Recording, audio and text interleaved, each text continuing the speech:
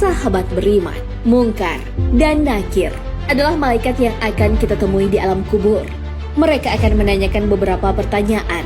Bisakah kita menjawab pertanyaan-pertanyaan dengan bahasa yang kita pakai sehari-hari? Sebenarnya, kedua malaikat itu menggunakan bahasa apa? Mengapa kita perlu mempersiapkan jawaban dari pertanyaan-pertanyaan di alam kubur? Bahasa apa yang digunakan malaikat Mungkar dan Nakir?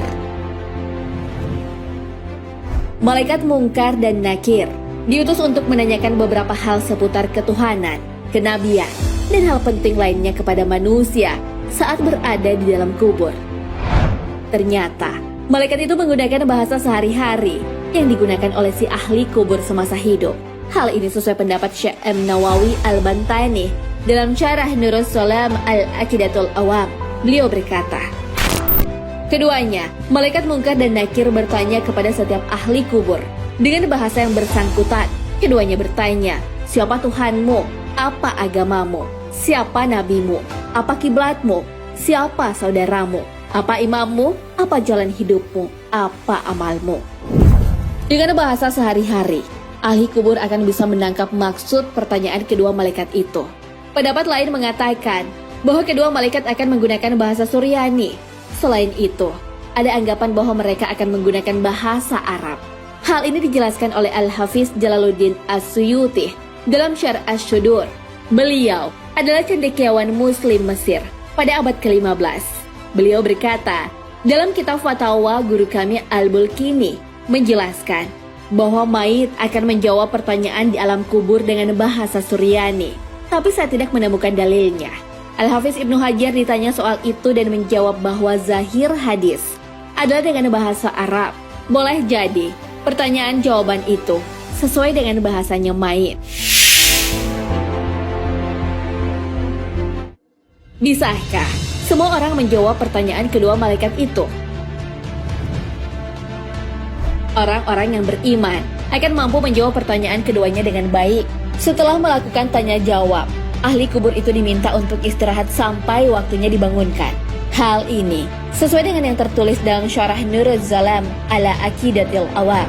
Orang mukmin menjawab keduanya, Tuhanku adalah Allah yang Maha Esa, tiada sekutu baginya. Islam agamaku, Muhammad adalah nabiku, ya penutup para nabi. Ka'bah adalah kiblatku. Orang-orang mukmin adalah saudaraku. Al-Quran adalah imamku. Sunnah Rasul adalah jalan hidupku. Aku membaca kitabullah dan beriman serta membenarkannya. Kedua malaikat itu berkata kepada ahli kubur yang beriman itu ketika mendapat taufik untuk menjawabnya, kau benar. Tidurlah sebagaimana tidur para pengantin yang tiada dapat membangunkannya, kecuali orang yang paling mengasihinya.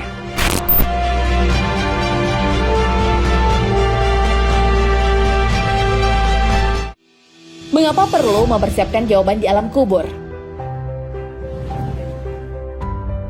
Orang-orang yang mampu menjawab pertanyaan dari kedua malaikat akan mendapatkan keistimewaan. Apakah itu?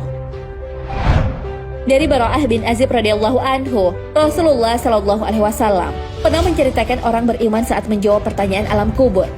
Maka ruh orang tersebut dikembalikan ke dalam jasadnya. Lalu datanglah dua malaikat.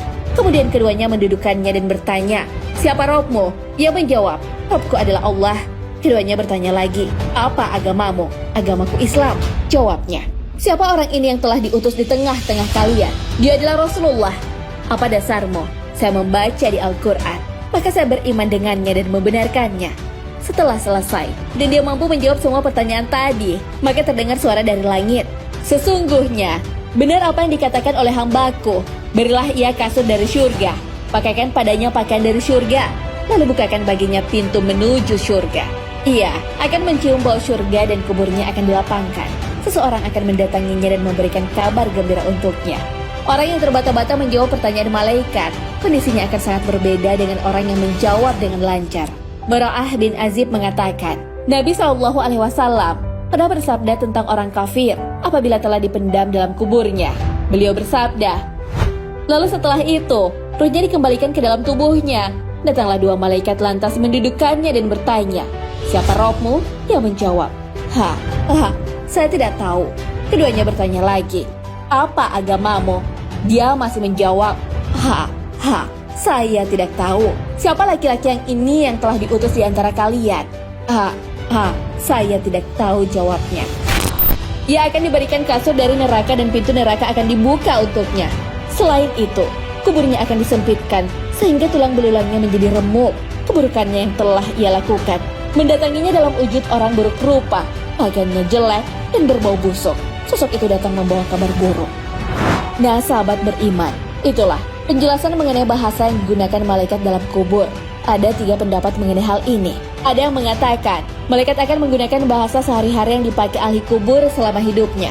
Ada juga yang mengatakan menggunakan bahasa Suryani dalam bahasa Arab. Bagi yang menjawab dengan tepat, ia akan mendapatkan nikmat, berbeda dengan yang menjawab secara terbata-bata. Oleh karena itu, kita perlu mempersiapkannya. Hal ini telah menjadi peringatan dalam Al-Quran. Dan tiadalah kehidupan dunia ini, melainkan hanya permainan dan senda gurau belaka. Dan sungguh, kampung akhirat itu lebih baik bagi orang-orang yang bertakwa. Maka tidakkah kamu memahaminya? Al-Quran, Surah Al-An'am, ayat 32.